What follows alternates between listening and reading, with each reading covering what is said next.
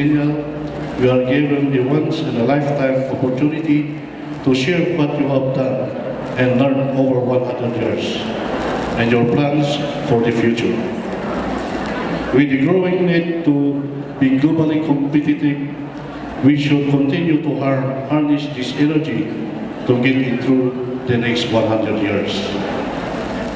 Dear friends, what we have here today is more than a celebration of your status as one premier agricultural learning institution.